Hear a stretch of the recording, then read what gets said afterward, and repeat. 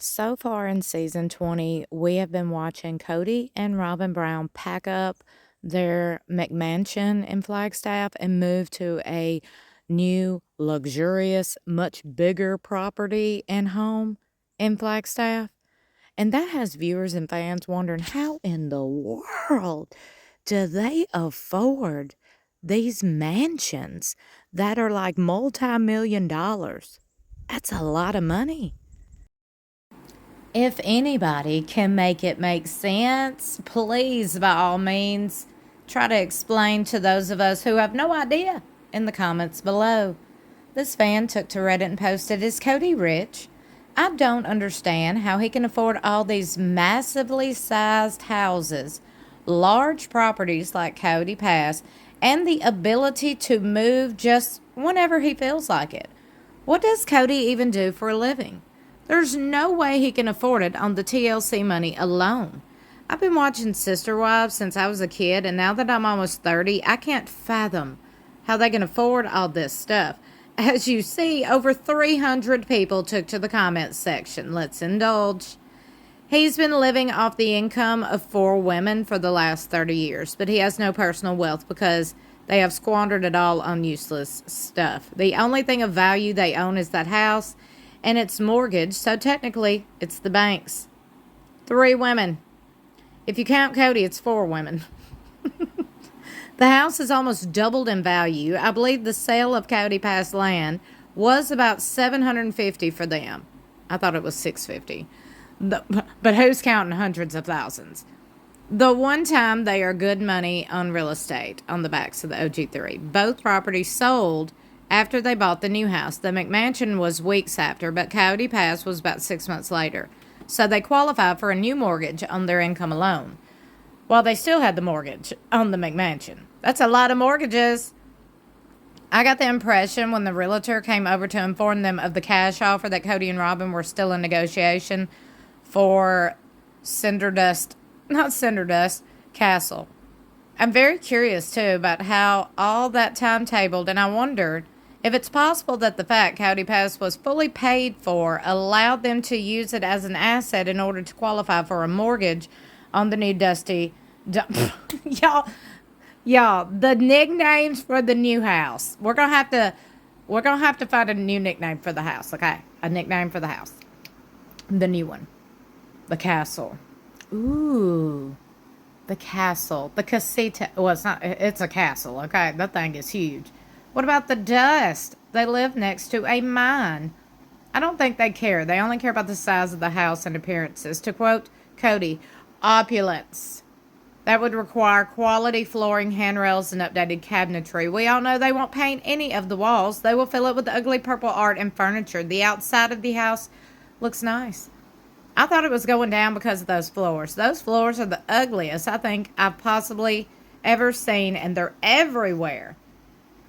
As paranoid as Robyn and Kody are, that shocks me. Who would buy that? Of course they went for the prairie dog plague to a mine. Don't put your phone in your pocket, but buy next to a mine. Perfect sense. Apparently, they live close to a mine.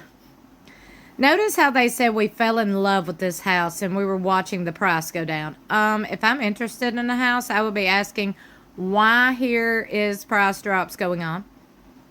It makes sense that the price was going down because mortgage percentages were going up when they bought it. But yeah, no one local would want the house because I'm sure they knew about the mine. What? Can I get some details on the mine? Thank you. Which shows how little foresight they have. As often as they move, they're going to struggle to offload that place for a decent price in 3 years when he gets a wild hair up his ass, unless they manage to find a couple of suckers like themselves.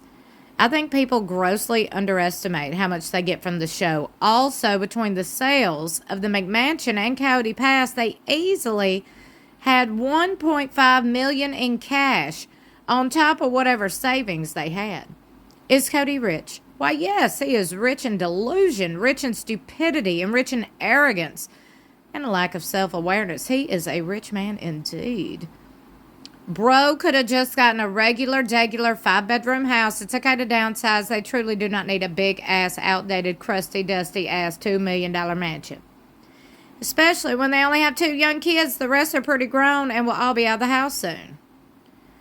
I wouldn't be so sure about that. None of Robyn's kids seem to have any kind of life skills to be able to live on their own, nor do they seem to want to leave. Aurora being carried to her bedroom and having 6 panic attacks a week doesn't seem like a functioning adult. All of Robyn's kids seem incredibly infantilized. Will they, though? I'm not sure Robyn would let them leave, and she's emotionally stunted them enough to make them afraid of everything. Did you hear, Ariella? The old house was so small. Not even room to play hide and seek. They clearly needed a larger house. I almost ripped my hair out when I heard that child say that. Imagine she had to live in a trailer from the family early days. Or imagine she had to live in this trailer I live in now.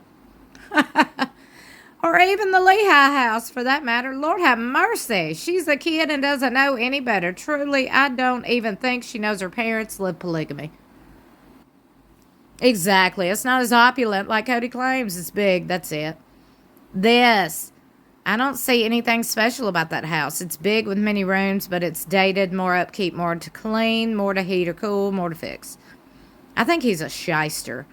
Always looking for a get-rich-quick scheme. Hey, well, in my opinion, they all are. Look at Mary's Worthy Up, and Janelle is now charging people $400 a month to give you life advice. I said what I said. That's a shyster if I've ever saw one. Fast talker, out to make a quick buck. Steal from one to pay the other, constantly on the move, juggling money, always just staying afloat. These wives leaving will hurt him financially. Well, hell, they left years ago. These people have been upgrading, not downgrading. When is it going to hurt him financially? Huh? Because, child, they left years ago. This show is like 2 years behind in filming. But anyway, he will cheat on her. I don't believe none of that. I don't even think they watch the same show I'm watching. No, he spends like the money will never stop. This house will be foreclosed on because when the income's... Okay, when? But it ain't happened yet. And allegedly they're filming for another season, so it don't look like it's happening anytime soon. Let's talk about today, what's going on now. We're not predicting the future here. As the saying goes, he probably borrows from Peter to pay Paul. I think he juggles his finances. That's just my personal opinion. He may have investments. He could be good at that while still being dumb at everything else. He would talk about them if he did. Dude won't shut up. What do y'all think about this? About Kody and Robyn being rich? Do y'all think Kody's rich? Comment below. Don't forget to like and share this video and subscribe. I'm just over here trying to get rich. Hey, I ain't gonna lie to you. I'm just trying to get out the single wide trailer. If I could just get in a house, period. Okay, it could be like 1,000 square foot at this point. Okay, I just need a house. A stable home, a house. So if y'all could help me do that, I'd really appreciate it. And you can help me do that for free. For free. All you got to do is subscribe to this channel and watch my videos. That's right. And I also have a second channel called Southern Adventures. That is my blog channel. I am steadily pumping out some content, okay? I am always booked and busy working, trying to push the entertaining content for all of you. My vlog channel is linked in the description of every video if you're interested. I'm just saying, come on over and subscribe. We'd love to have you. I love you for watching. I will see you in my next video or in the comments below.